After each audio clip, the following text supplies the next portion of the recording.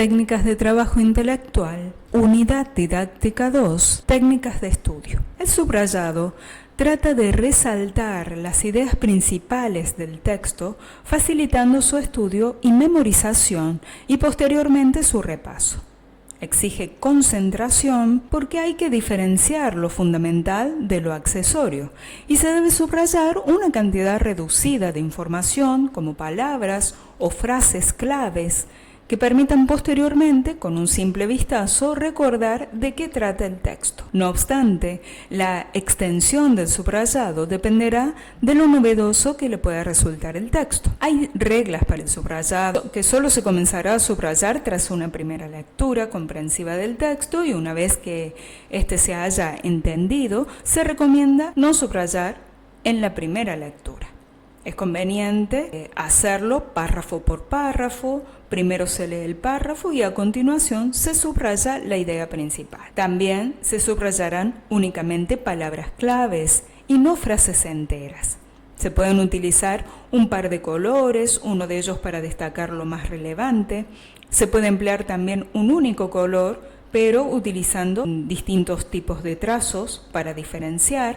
El subrayado no debe limitarse a la línea, sino que puede incluir estos tipos de señales, otros como flechas, relacionando ideas, diagramas, pequeños esquemas, signos de interrogación, etc. Es decir, todo aquello que sirva para llamar la atención. ¿Cuáles son las ventajas de hacer un subrayado? Es que convierte la tarea en un estudio activo, que reduce el tiempo en el repaso de la información, también facilita el estudio posterior y la memorización comprensiva, mejora la concentración en el estudio, hace manejable la cantidad de información y destaca lo principal sobre lo accesorio. Esto entonces se convierte en un paso previo a otras técnicas. Según el Marco Común Europeo de Referencia para las Lenguas, una tarea que la define como cualquier acción intencionada que un individuo considera necesaria para conseguir un resultado concreto en cuanto a la resolución de un problema, el cumplimiento de una obligación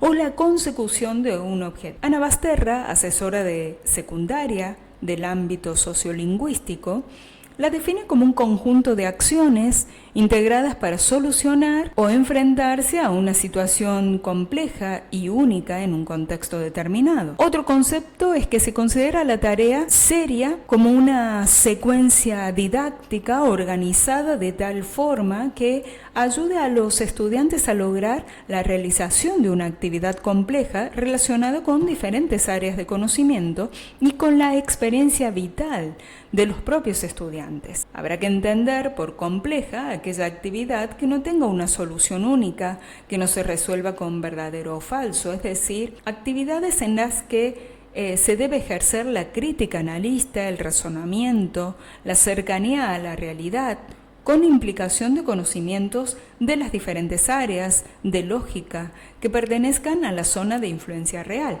Aun cuando son diversas las definiciones de tareas según los diferentes autores, si buscamos los elementos comunes y fundamentales, todos coinciden en que se trata de plantear actividades con sentido, relacionadas entre sí y que terminen en la elaboración de un producto final.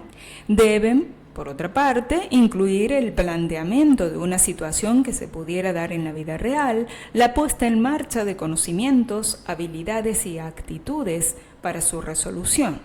Y por otro lado, como características generales, presentan que admiten varias soluciones o formas de hacerlas, que se adaptan a diferentes ritmos y estilos de aprendizaje, que están contextualizadas, son complejas porque movilizan recursos personales diversos, que sirven para desarrollar las capacidades que tienden a la elaboración de un producto, implican necesariamente reflexión, conectan con la realidad, con la vida cotidiana, con los intereses del alumno, y dan sentido a las actividades del aula. El alumno es el principal protagonista. Las tareas crean un contexto en el cual los alumnos deben obtener un producto final, negociar para alcanzar tal realización, tomar las decisiones pertinentes, asumir riesgos y reflexionar sobre el proceso de trabajo y su evaluación. Las funciones ejecutivas es el conjunto de habilidades mentales que nos permiten adaptarnos al medio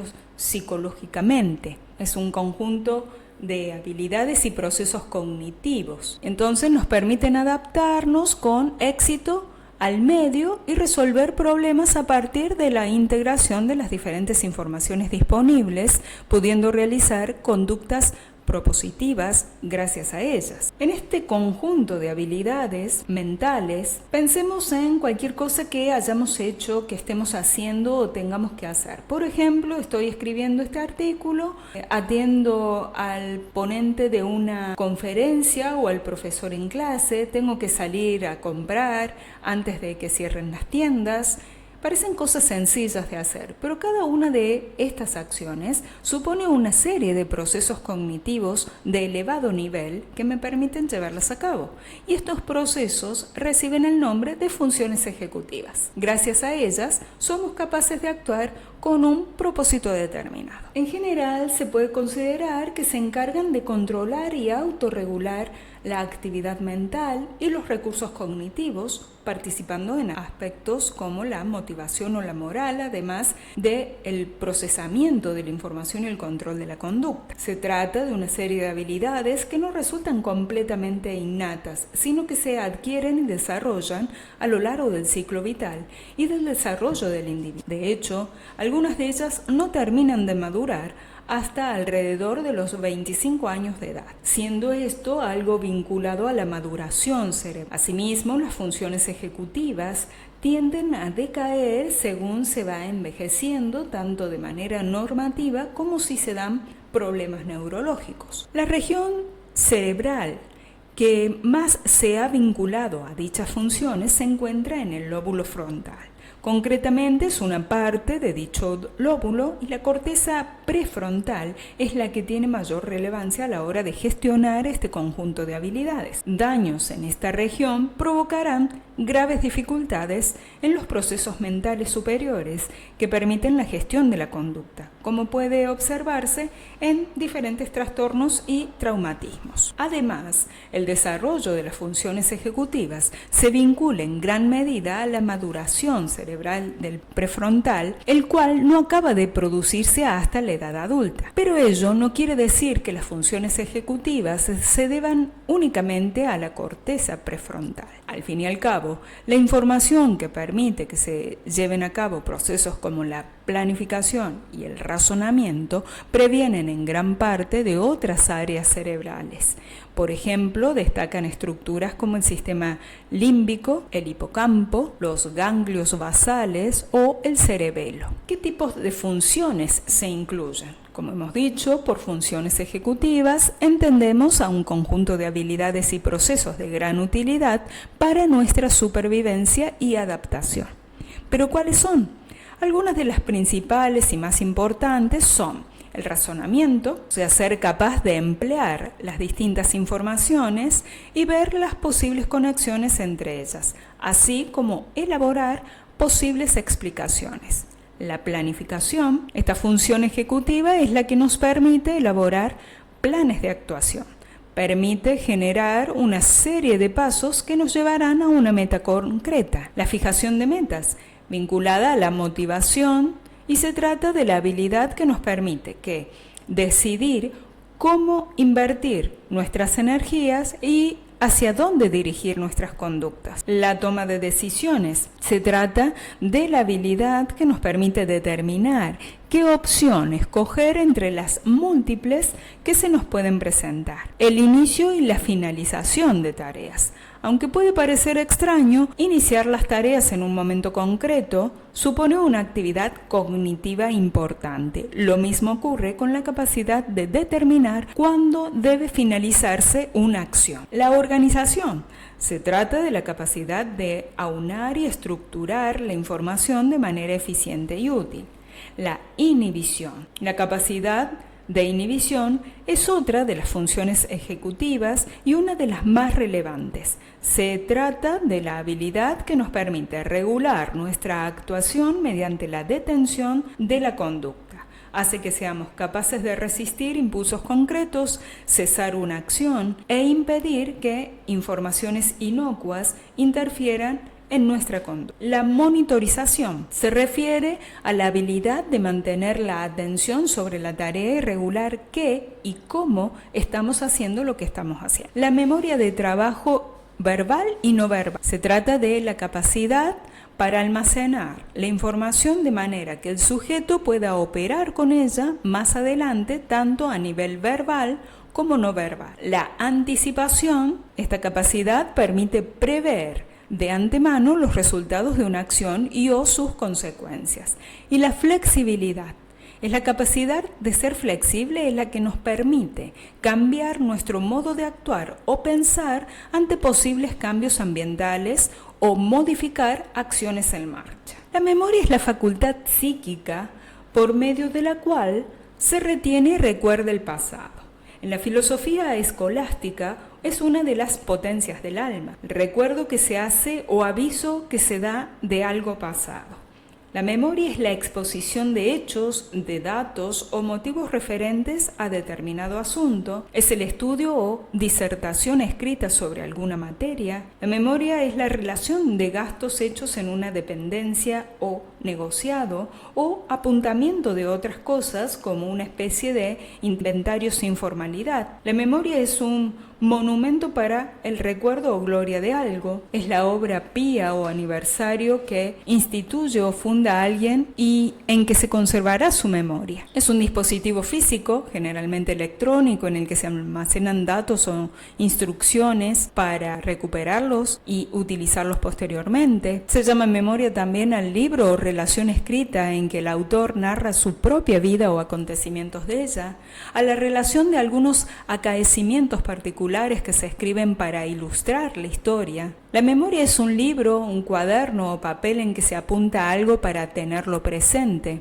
Es el saludo o recado cortés o afectuoso a un ausente por escrito o por medio de tercera persona. La memoria son 2 o más anillos que se traen y ponen de recuerdo y aviso para la ejecución de algo, soltando uno de ellos para que cuelgue del dedo. Hay diferentes tipos de memoria que hacen al funcionamiento y usos de las memorias. Estos tipos de memoria, cómo almacenan, son las que hacen referencia a cómo se almacenan los recuerdos en el cerebro humano. Si nos ponemos a reflexionar sobre las capacidades del ser humano, es muy posible que lleguemos a la conclusión de que nuestra especie se caracteriza por tener una buena memoria. Cada día aprendemos y memorizamos cosas sobre el entorno en el que vivimos. ¿Quién es el nuevo presidente de un país lejano donde podemos encontrar un parque nacional cuyas fotos nos han sorprendido? ¿Cuál es el significado de una palabra que desconocíamos, etcétera? Comparada con la nuestra, la memoria del resto de los animales parece empequeñecerse. A fin de cuentas, no disponen de un lenguaje a partir del cual memorizar conceptos complejos y que hacen referencia a elementos que no han visto directamente.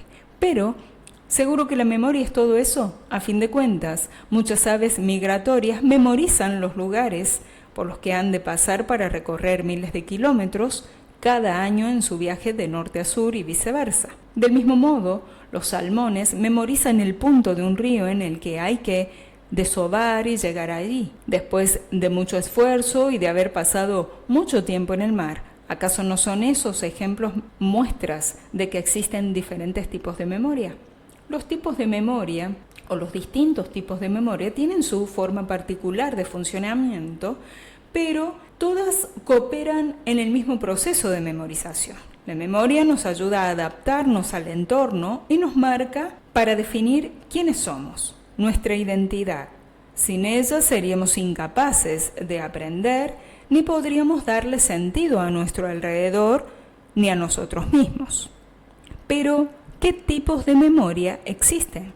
¿Cuáles son las fases de la memoria? Podemos responder a estas preguntas y explicar cómo funciona la memoria humana y cómo ésta nos permite recordar sucesos, datos, experiencias y emociones que hemos vivido en el pasado. Las primeras investigaciones sobre la memoria tienen su origen en estudios de finales del siglo XIX que se intentó descifrar las leyes fundamentales de la memoria al estudiar las sílabas sin sentido. La teoría de Ebbinghaus sobre la memoria, uno de sus logros más destacados, fue la demostración de que las funciones mentales superiores podrían estudiarse en el laboratorio de manera científica. También concluyó que existía una curva del olvido que muestra el deterioro de la memoria con el paso del tiempo desde el momento del aprendizaje. Además, formuló un modelo teórico en el que defendió que el mecanismo de la memoria requiere de repetición para que los datos que recordemos se asocien entre sí. Bartlett lleva el estudio de la memoria fuera del laboratorio. Ebbinghaus consiguió que su enfoque fuera utilizado durante muchas décadas, lo que se denominó la tradición del aprendizaje verbal. Pero en 1932, Sir Frederick inició sus estudios sobre el funcionamiento de la memoria en ambientes naturales. Ebbinghaus realizó sus estudios sobre la memoria en el laboratorio, dando lugar a un nuevo paradigma.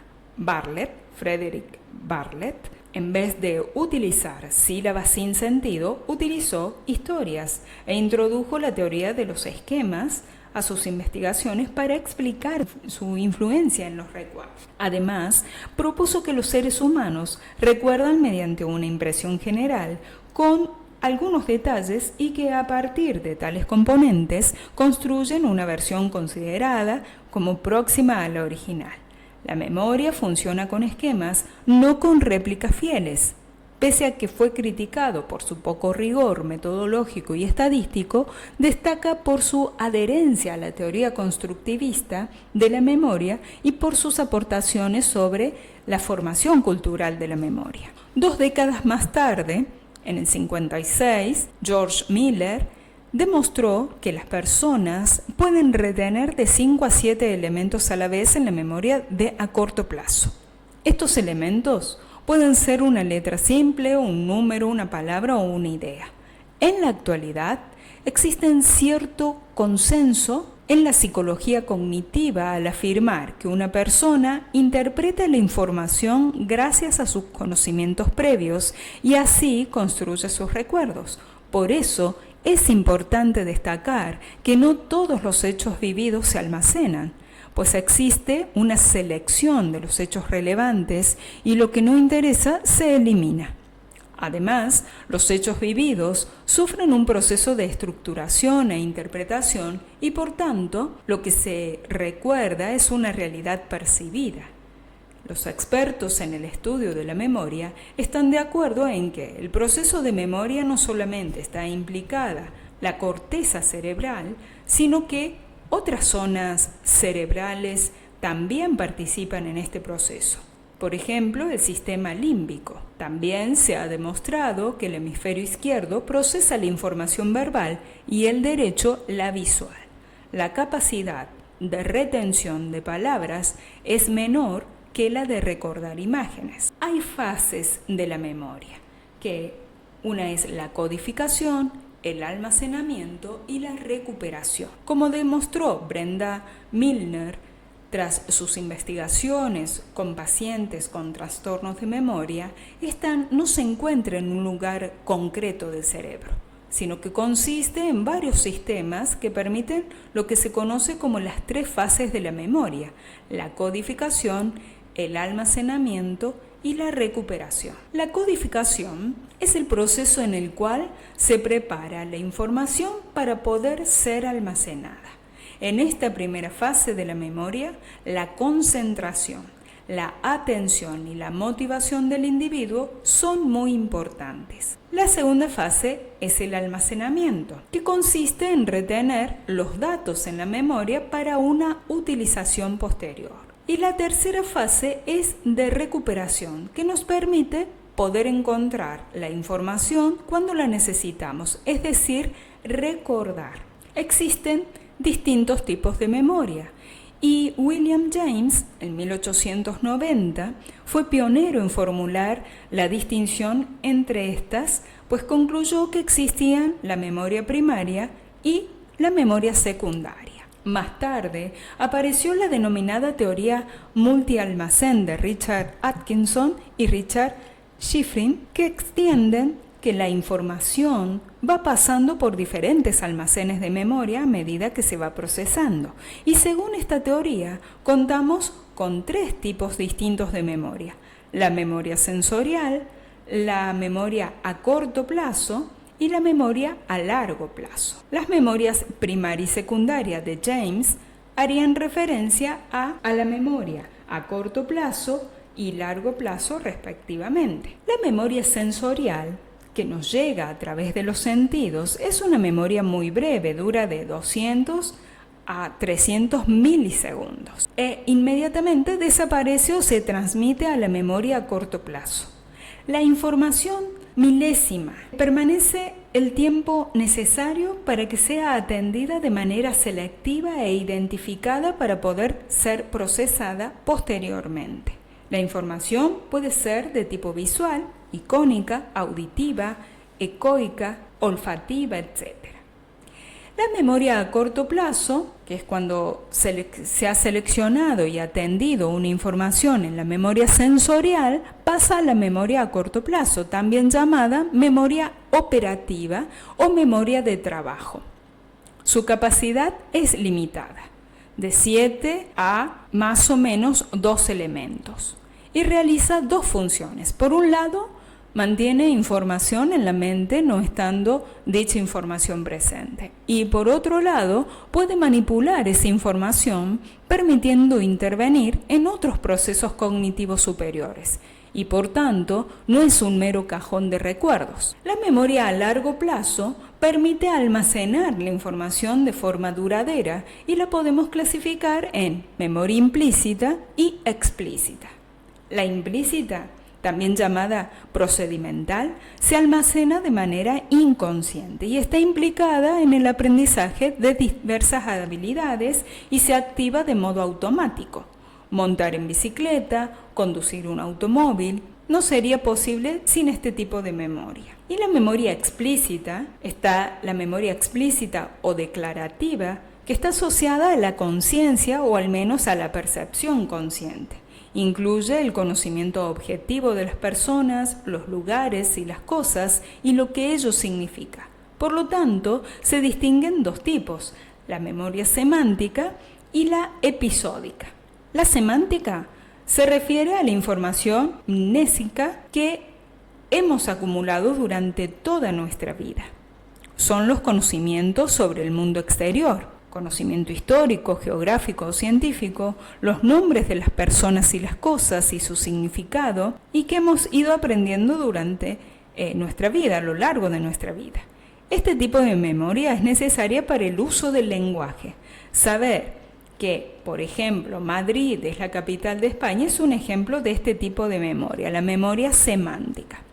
Y la memoria episódica es la memoria autobiográfica, que permite recordar hechos concretos o experiencias personales, como por ejemplo el primer día de colegio, el cumpleaños a los 18 o el primer día de universidad.